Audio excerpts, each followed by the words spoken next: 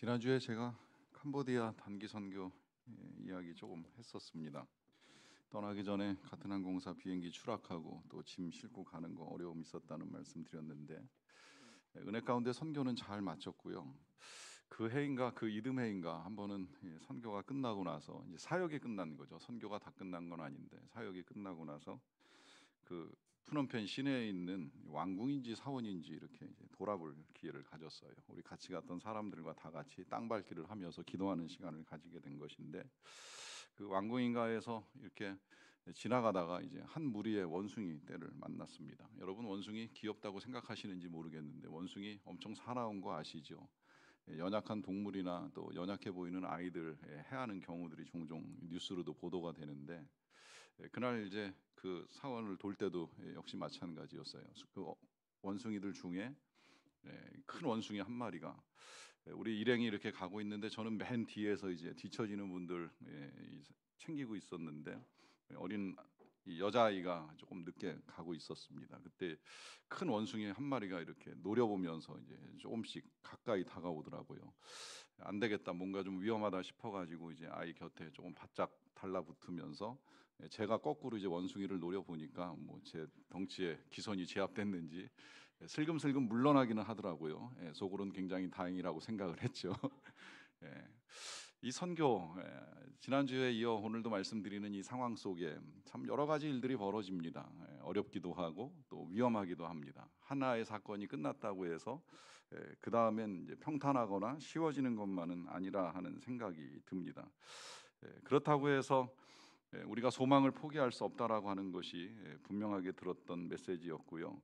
이러한 어려움 내지는 위험들 앞에서 어떻게 지혜롭게 대처해 나갈 것인가라고 하는 것이 훨씬 더 이제 중요한 문제가 됩니다. 이 예루살렘 성벽 재건 공사를 시작하는 느헤미야에게도 역시 마찬가지였습니다. 여러 가지 방해가 있었습니다. 지난주에 보신 대로 분노도 있고 조롱도 있고 협박도 있고 심지어 이제 자꾸 느헤미야가 와서 우리를 만나야 된다. 이 산발락과 도비아가 하는 이야기인데 우리를 만나야 된다라고 하는 말을 계속 전달을 합니다. 그런데 그 만나고자 하는 의도를 느헤미야가 간파를 했어요. 만나자고 하는 건 무슨 이제 협상이나 타협을 이루어가는 것이 아니라 어떻게 해서든 느헤미야를 처리하고 이 성벽 재건 공사를 막으려고 하는 의도입니다. 그러하기 때문에 이 느헤미야는 그들의 요청에 응하지 않고 계속해서 기도하며 또 마음 들여서 성벽 재건 공사를 진행해 나갔습니다.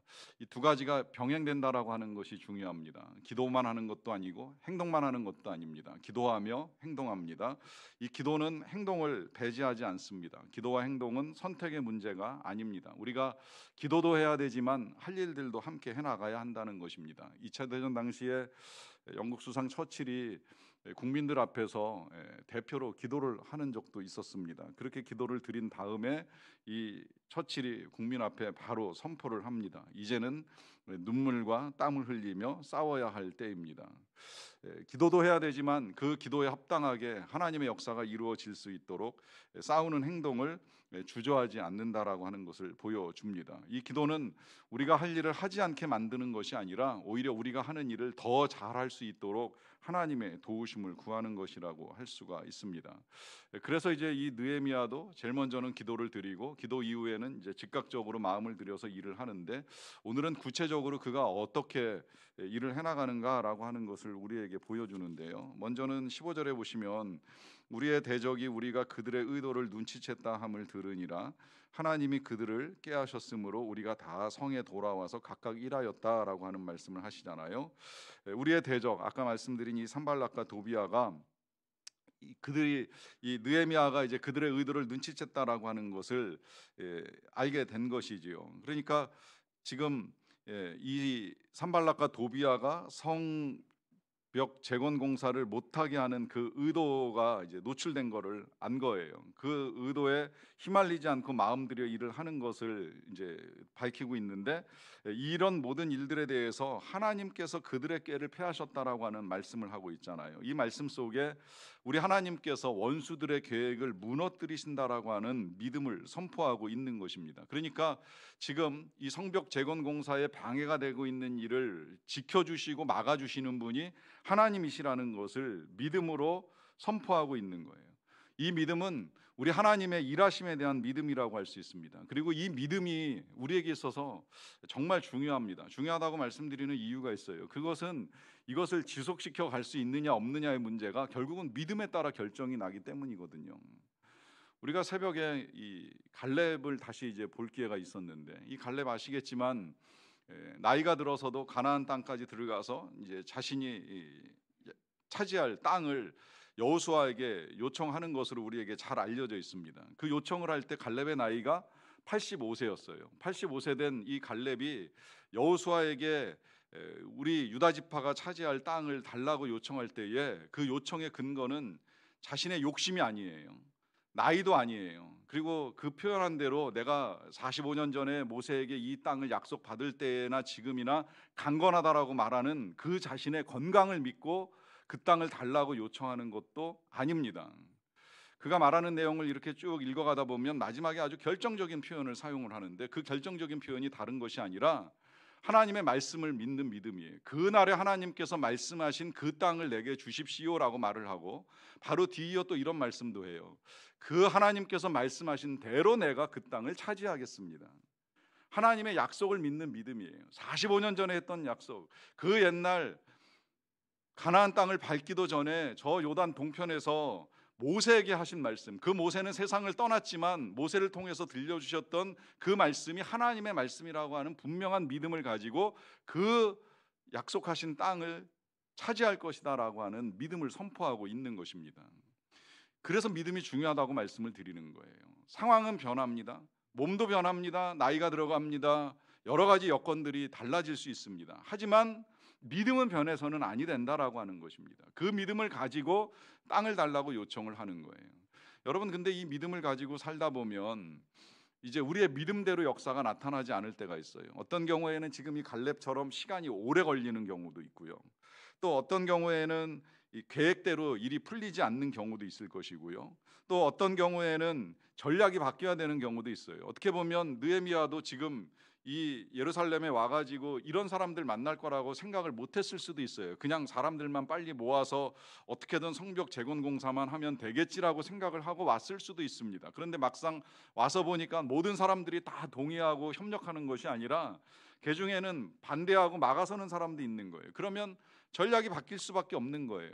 일도 해야 되지만 막아서기도 해야 되거든요. 그래서 이제 그 바뀐 전략이 그 다음에 이제 나오게 되는데, 그 전략을 시행하는 과정 중에 어찌 되었건 시간도 걸리고 여러 가지 어려움에 직면을 하는 것이지요. 다만 성벽 재건, 이건 꼭 필요한 일이고 해야 되겠다라고 하는 이 믿음만큼은 흔들림이 없기 때문에 그 일에 마음을 쏟고 그 일을 이루어 갑니다.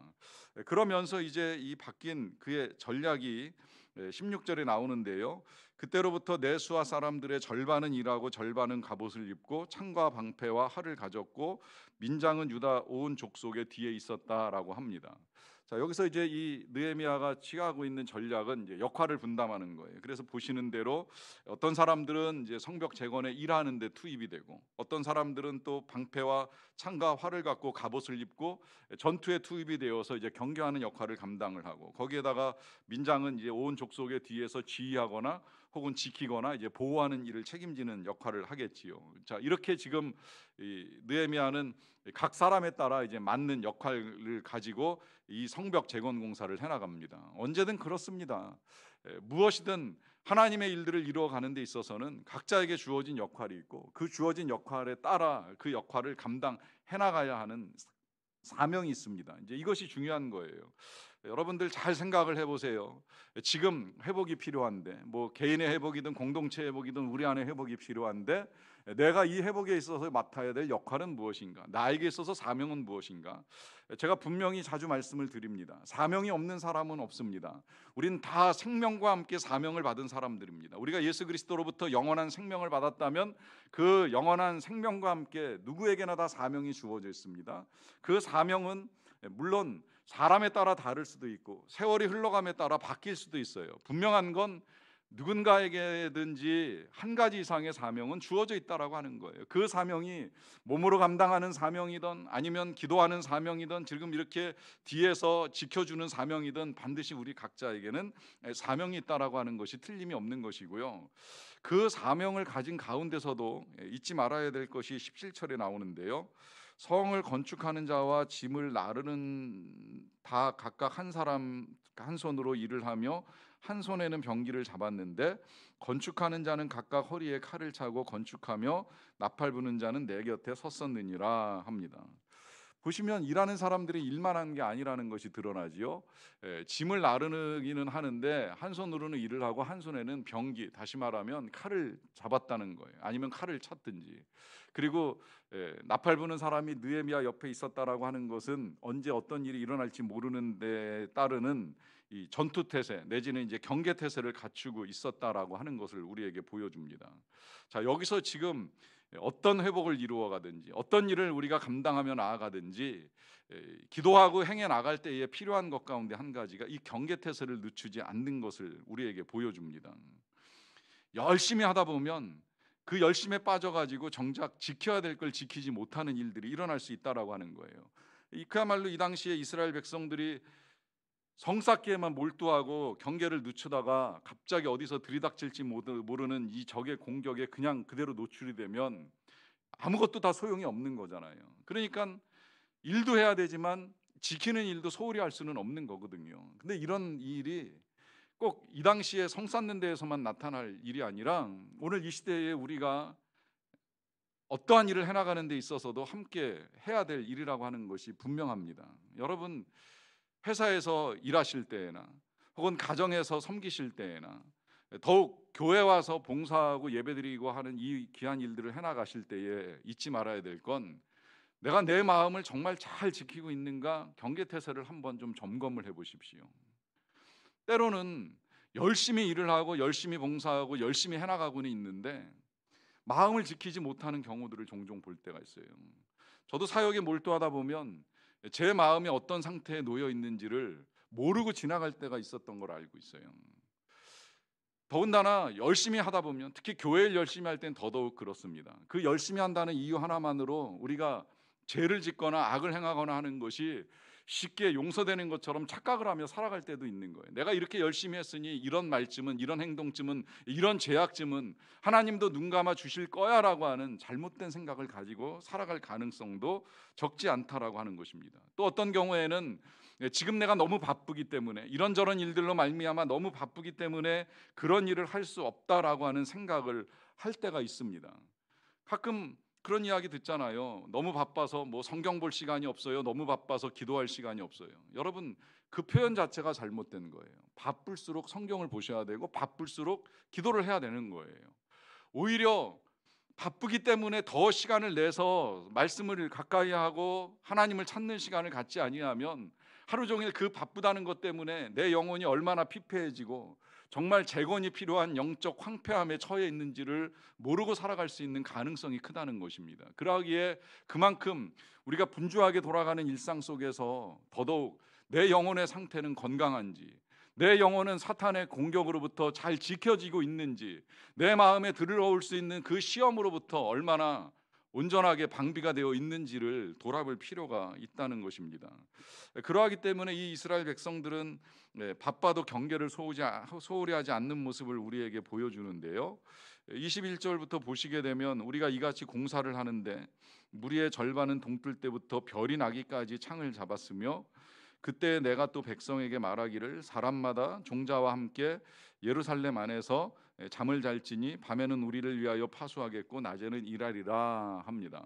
보시면 지금 이 성벽 재건 공사에 참여하고 있는 사람들이 보통 힘들게 일을 하고 있는 게 아닌 것 같아요. 일단 동틀 때부터 별이 나기까지, 다시 말하면 새벽부터 밤이 되도록까지 창을 잡고 일을 해나가는 거예요. 그리고 또 밤이 되어도 성 안에서 그냥 이제 자라라고 하는 요청이 지금 떨어졌어요. 그러니까 이 사람들이 거의 쉴 새 없이 예루살렘 안에서 이 모든 일들을 다 감당을 해나가야 하는 어려움이 있습니다. 여러분 어떻게 보면 굉장히 부담스럽겠다 이런 생각하실지 모르겠어요. 너무 과중한 거 아닌가? 그 성벽 재건공사 하겠다고 이렇게까지 해야 되는가? 너무 무리하는 것은 아닌가라고 하는 의문이 들지도 모르겠습니다. 여러분 때로는요, 뭐 항상 그럴 수는 없어요. 늘 그런 긴장 상태에 있다라고 하는 건 사람이 견딜 수 없는 일이라고 저도 생각을 합니다. 하지만 정말 어느 한순간 특별하게 에너지를 집중해야 될 때가 있잖아요. 지금 이 이스라엘 백성들이 이 성벽 재건 공사에 에너지를 집중해야 되는 것처럼 우리가 만약에 무엇인가 무너져 내려서 회복이 필요하다라고 하는 것이 절박하다라고 하면, 그러면 지금 이 이스라엘 백성들처럼 이런 부담스러운 것, 이런 과중한 것, 이런 무리가 되는 것들에 대한 수고가 필요할 수도 있다라고 하는 거예요. 그런 수고 없이, 그런 노력 없이 난 회복되기를 바라는데, 뭔가 좀 다시 이루어지기를 원하는데 저절로 될 수는 없다라고 하는 거예요. 나는 아무것도 하지 않으면서 언젠가 하나님이 하시겠지, 하나님께서 하실 거야라고 하나님께 맡겨놓고 내가 할 일을 하지 아니한 채 회복을 소망하며 나아갈 수는 없다고 하는 것입니다. 스티븐 코비 박사님이 그 성공하는 사람들의 7가지 습관이라고 하는 책을 쓸 때, 그 책의 중반부로 가다 보면 왜 이 상호 의존의 패러다임이라고 하는 큰 주제 아래 이제 감정은행 계좌라고 하는 용어를 설명을 하잖아요. 저는 그 용어에 많은 부분 동의하고 일리가 있다고 생각을 했었어요. 이 감정은행 계좌라고 하는 거 아시겠지만, 사람마다 이제 서로 간에 서로의 마음 속에 이 감정의 계좌를 쌓아 놓는다는 거예요. 서로 덕담이나 선물이나 뭐 서로 좋은 일들을 통해 가지고 이제 서로를 사랑하고 이해하는 마음을 이제 충분히 쌓아 놓는 것이 이제 감정 계좌가 그야말로 이제 좋은 이 풍성한 상태라고 할 수가 있겠죠. 이게 부족하면, 이 감정은행 계좌에 잔고가 이제 쌓여 있지 아니하면 이 서로 간의 관계에 타격이 올 때 그걸 완화해 줄 수 있는 방법이 없다라고 하는 것이죠. 그러니까 계좌에서 인출해 갈 감정이 없다라고 하는 거예요. 쉽게 말씀을 드리면, 부부간에도 이 감정은행 계좌에 잔고가 많으면 때로 이 크고 작은 일들이 터졌을 때에 서로를 이해하고 화합을 이루어가는데 큰 어려움이 없다는 거죠. 뭐 실제로 부부관계가 좋은 상태에서 뭐 남편이 예를 들어 야근을 한다거나 뭐 출장을 가서 며칠 집을 비운다라거나 할 때에 그것 때문에 화가 나거나 불편하게 생각하는 부인은 없을 거라고 생각을 합니다. 그런데 계좌에 잔고가 없으면 야근을 하면 진짜 야근을 하는지에 대한 의심이 들 수도 있는 거고요. 출장을 간다고 말을 하는데 정말 일 때문에 가는 건지 뭐 때문에 가는 것인지 불신과 의심이 끊임없이 일어나게 된다라고 하는 것이죠. 그러하기 때문에 이제 상호간에 주고받는 이 신뢰에 따른 감정의 계좌의 잔고가 굉장히 그만큼 중요하다라고 하는 것을 강조하는 내용입니다. 그런데 제가 아주 오래전에 이제 그 책을 읽고 저도 그걸 굉장히 중요하게 생각을 하긴 합니다만은, 근데 가끔 때때로 그럴 때가 한 번씩 있어요. 잔고가 있었나? 이제 이런 생각이 들 때가 있는 거예요. 생각지 않게 별것도 아닌 것에 사람들의 마음이 상하고 힘들어하는 이런 이제 경우들을 겪게 되면, 그동안의 이 관계 속에 잔고가 있었나 없었나 이제 이런 의문이 들 때가 한 번씩 있는 거예요. 그러면 잔고가 있었던 없었던 분명히 그로 인하여서 지금 이제 회복돼야 될 것들이 있는 건 틀림이 없는데, 그 회복을 위하여서 아무것도 하지 아니한 채 손 놓고서 하나님께 기도만 드리며 회복을 구할 수는 없다라고 하는 것이지요. 그때는 더욱 수고가 필요합니다. 다른 방법들을 찾아 나가야 돼요. 그 방법이 때로는 부담스러울 수도 있고 내 마음에 들지 않을 수도 있어요. 하지만 그 부담스럽고 마음에 들지 않는 것들을 행해 나가야지만 회복이 이루어집니다. 여러분 잘 생각을 해보세요. 이 관계를 복잡하다면 하나님과의 관계에 있어서도 한 번쯤 생각을 해보세요. 하나님의 마음에 여러분들이 부어놓으신 잔고는 얼마나 되는지, 또 거꾸로 여러분들의 마음 안에 하나님께서 채워주신 잔고는 얼마나 되는지 한번 일단 그것부터 가늠해 보신 다음에, 뭔가 이거 잔고가 충분하지 않은 것 같다, 내 영혼의 믿음의 잔고도 부족하고 또 내가 하나님을 위하여 정말 뭔가 채워놓지 못한 것들이 있다라고 하는 마음이 있다면 어찌하시겠습니까? 그야말로 이걸 회복하는 작업이 필요하잖아요. 이 작업이 지금 이 이스라엘 백성들에게 있어서는 돌을 나르는 수고로부터 성벽을 쌓고 칼을 차고 밤새 지키고 성벽에서 잠을 자고 하는 이 일까지 쭉 이어져 나가는 거예요. 그래야지 무엇인가 회복돼도 회복될 것이라고 하는 생각에 그들은 이런 선택을 할 수밖에 없다는 것이죠. 그러는 과정 중에 이제 그들이 가장 중요한 것을 이 느헤미야가 놓치지 않고 가고 있는데요. 보시면 19절부터 내가 귀족들과 민장들과 남은 백성에게 이르기를 이 공사는 크고 넓음으로 우리가 성에서 떨어져 거리가 멀다라고 하는 말을 합니다. 자, 여기서 지금 이 공사가 크고 넓다고 하는 건 틀림없는 사실이에요. 왜냐하면 이 공사가 지금 예루살렘 성벽 전체를 두르는 공사인데 한 2, 3km 정도 되는 거리입니다. 그 둘레가. 그러니까 거리로 생각해 보면 상당히 이제 멀리 떨어져 있는 사람들이 있을 거 아닙니까? 그러니까 어떻게 보면 굉장히 위험한 상황에서 공사를 하고 있는 건 틀림이 없는데요. 그러다 보니까 20절에 이제 몇 가지를 당부하는 거예요. 너희는 어디서든지 나팔 소리를 듣거든 그리로 모여서 우리에게로 나아오라라고 합니다. 자, 제일 먼저 당부하는 건 뭐냐면 나팔 소리를 들어야 한다는 거예요. 나팔 소리에 귀를 기울여야 한다는 것입니다. 여러분, 이 나팔 소리가 어떤 나팔 소리인지 아시죠? 제가 어렸을 때, 여기 경험하신 분들 많으실 거예요. 우리 어렸을 때 매월 15일 되면 항상 사이렌 울리잖아요. 그 사이렌 울리면 어떻게 해야 돼요? 그러면 일단 학교에서 고층에 있는 친구들은 다 아래층으로 내려가야 돼요. 그 아래층 교실 밖에 있는 복도에 쫙 줄지어서 앉아요. 그리고 교실 안에 있는 친구들은 경우에 따라서는 책상 밑으로 들어가는 훈련도 했던 기억이 있어요. 이 훈련이 제가 회사 다닐 때까지 했던 기억을 가지고 있어요. 회사에서도 일하다가 뭐 날짜는 조금씩 이제 왔다 갔다 했던 것 같아요. 꼭 15일이 아니라도 언젠가 이렇게 공습 경보 한 번씩 울리게 되면 일단은 다 지하 주차장으로 전 직원이 다 내려갑니다.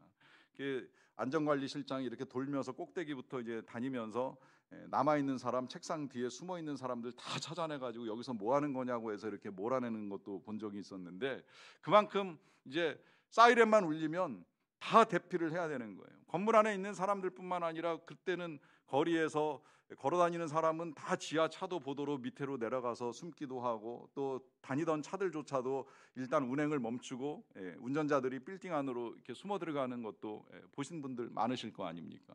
왜 그래요? 뭔가 위험하니까 피해야 된다는 거예요. 그리고 당장은 아니더라도 그런 훈련들을 통해서 그런 위험한 일들이 실제로 발생하면 그렇게 피해야 된다라고 하는 이제 훈련을 몸에 배게 하는 겁니다. 그런데 이런 일이 지금 우크라이나에서 실제 일어나고 있는 거 아시죠? 지금도 우크라이나는 러시아의 공습 징후만 포착이 되면 계속 사이렌을 울려요. 그리고 사이렌을 울리면 사람들이 일단 건물 밑으로 들어가요. 건물 없으면, 최근에 제가 본 사진에는 다리 밑, 그 다리도 이제 무너졌지만 그나마 이제 남아 있는 그 다리 밑으로 수십 명, 수백 명의 사람들이 다 몸을 피하는 사진을 본 적이 있는데, 그만큼 위험하기 때문인 거예요. 언제 어디서 어떤 일을 겪을지 모르니까 경보에 귀를 기울이고 그에 합당한 대처를 해나가는 겁니다. 자, 지금 그와 같은 일을 이 느헤미야가 이스라엘 백성들에게 알려주고 있습니다. 나팔 소리를 들어라, 듣거든 나와 모여라. 가장 중요한 첫 번째, 나팔 소리를 들어야 된다는 거. 이 나팔 소리는 지금 피해야 된다, 경계해야 된다, 싸워야 된다라고 하는 이 지도자의 간절한 음성입니다. 직접 말로 다 전할 수 없기 때문에 나팔 소리를 통해서 각성하라고 하는, 지금 중요한 시기라고 외치는 인도자의 음성이 되는 거예요. 우리는 이 음성에 귀를 기울일 필요가 있는 거예요. 진짜 회복이 필요하다라고 한다면 그 회복을 위하여 누군가를 통해서 들려주시는 그 음성에 귀를 기울이면서 어찌해야 하는가 분명히 아셔야 되는데, 그 첫 번째 이제 어찌해야 되는가라고 했을 때에 모여서 우리에게로 나아오라 그러잖아요. 이 모여서 나아오라는 것도 참 굉장히 전술적으로 이야기를 잘하는 것 같아요. 괜히 혼자 오다가 위험한 일을 겪을 수도 있으니까 할 수만 있다면 그 흩어져 있는 주변 지역의 사람들과 함께 모여서 싸우면서 나와야 될지도 모르니까 일단 뭐 10명이 됐건 20명이 됐건 이제 모여서 집중하라, 이제 이런 요청을 하는 거잖아요. 왜 그런지 이유는 너무나 분명합니다. 혼자면 싸울 수가 없잖아요. 함께하면 어떻게라도 해볼 수 있잖아요. 이건 너무 중요한 거예요. 이 회복을 이루어감에 있어서 혼자 할 수 있다?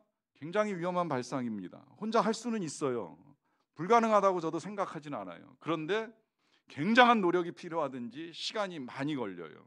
늘 말씀드리듯이 하나님은 우리가 혼자 할 수 없다는 걸 너무나 잘 아시기 때문에 함께 할 수 있는 공동체, 함께 할 수 있는 지체들을 우리에게 허락해 주신 거예요. 그래서 제가 이렇게 목회를 하면서 보면 우리 교회 안에도 그래요. 신앙생활을 홀로 하시는 분이 계시고 소그룹 안에서 공동체와 함께 하시는 분들이 계시는데 달라요. 회복의 속도가 달라요. 똑같은 일, 유사한 일들을 겪어 나갈 때 이렇게 회복하는 것들을 보면 그 회복의 속도가 많이 다른 걸 볼 수 있어요. 어떤 사람들은 뭐 영성일기 나눔 방에서 회복을 경험하시는 분도 계시고, 어떤 분은 그 힘든 것들을 샘모임에 가지고 나가서 이야기했더니 오늘 샘모임에서 누군가 답을 주더라고요 라고 하면서 문제를 풀어가시는 분도 볼 수 있어요. 때에 따라 가끔 너무 힘들 때는 저를 찾아오시는 부부를 제가 만날 때도 있었는데 참 놀라워요. 제가 한 건 아무것도 없어요. 같이 만나서 이야기 나누고 듣고 그리고 기도한 것밖에 없어요. 그런데 시간 지나고 나서 금방 답을 주시는 거예요. 풀렸어요, 해결됐어요. 참 저도 놀라운 일이에요. 왜 그렇겠습니까? 혼자 고민하면 화가 더 커질 수밖에 없습니다.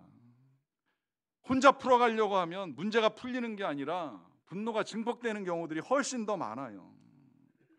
그러나 누군가 이야기를 하고 누군가 대화를 하며 함께 나눌 때에 하나님이 주시는 답이 있습니다.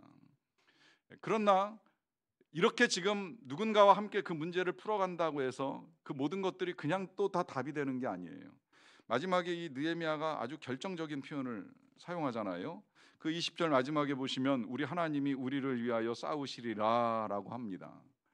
하나님이 우리를 위하여 싸우시리라. 이 말씀은 지난주에도 우리가 함께 들었던 말씀하고 크게 다르지 않아요. 지난주 마지막 결론도 너희는 적들을 두려워하지 말고 크시고 두려우신 하나님을 두려워하라 라고 하는 말씀이었습니다.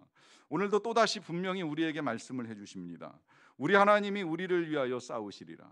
자, 이 하나님이 우리와 함께 한다는 사실을 믿는 믿음, 이거 굉장히 중요한 믿음입니다. 이 믿음이 굉장히 중요한데 여러분, 하나님의 사람들끼리 모였다고 해서 그것이 하나님이 우리와 함께 하시는 것이라고 착각하지 마세요. 물론 두세 사람이 내 이름으로 모인 곳에는 나도 그들 중에 있느리라 라고 하는 예수님의 말씀 때문에 우리가 선언 모여가지고 함께하면 하나님이 함께 하실 거야 라고 생각을 하실 수도 있지만요, 여러분, 모든 우정이 다 거룩한 우정은 아닙니다.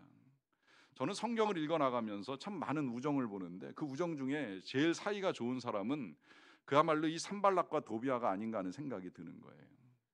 그렇지 않아요? 죽이 잘 맞잖아요. 한 사람은 조롱하고 한 사람은 비난하고. 부부애 그러면 누구 부부애가 제일 좋아요? 아나니아와 삽비라. 돈 집 팔아가지고 남긴 돈 숨길까? 그러자. 정말 합이 잘 맞는 부부예요. 문제는 이 부부 사이에 하나님이 없었던 거예요. 산발락과 도비아가 우정은 좋았지만 하나님 없는 우정의 결말을 우리에게 보여주는 거예요. 여러분, 우정은 다윗과 요나단 같이, 아니면 사도 바울과 디모데 같이, 아니면 사도 바울과 실라나 누가와 같이 하나님과 함께 이루어가는 아름다운 우정이 되어야 하는 거예요. 그 우정을 지금 느헤미야가 선포해 주는 거예요. 하나님이 우리와 함께 하시리라 하는 믿음을 선포하고 믿음을 전하는 거예요. 그것을 들으면서 이 이스라엘 백성들이 함께 싸워나갈 준비를 해나갑니다. 종교개혁자였던 마틴 루터의 말씀으로 말씀을 마무리하겠습니다. 모든 것이 당신에게 달린 것처럼 일하라. 모든 것이 하나님께 달린 것처럼 기도하라. 함께 기도하겠습니다.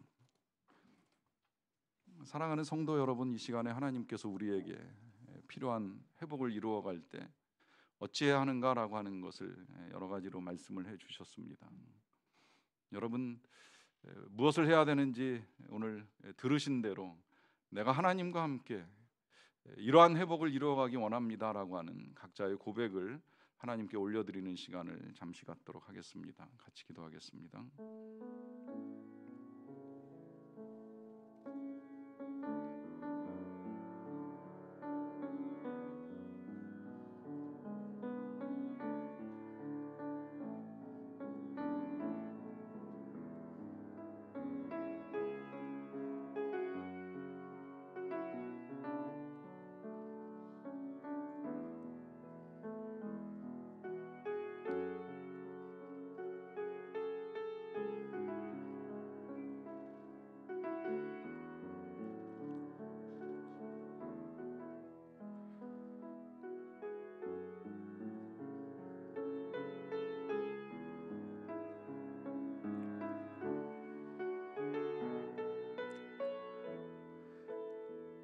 하나님 감사합니다. 우리로 회복을 위하여 어떠한 일들을 해나가야 할지를 구체적으로 우리에게 알게 해주셔서 감사드립니다. 때로 부담스럽고 무겁지만 힘들고 어렵지만 하나님께서 우리를 위하여 싸우시고 우리를 위하여 행하실 그 선한 신의 손에 도우심을 믿으며 나아갑니다.